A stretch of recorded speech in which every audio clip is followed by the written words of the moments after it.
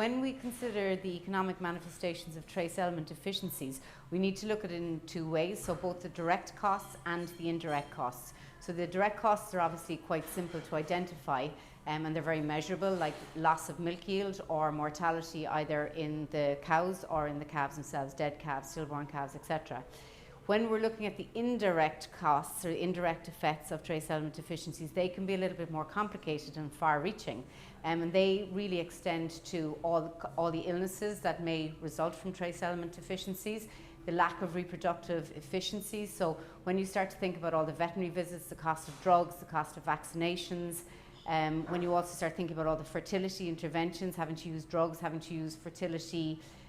management, let's say, and having veterinary involvement in fertility management, they all contribute to the indirect costs. In addition, then, we know that you get a lesser response to the vaccines that you use if you're trace element deficient. And so when you put all of those together, they can actually snowball, and you can get some quite far-reaching indirect costs associated with trace element deficiencies.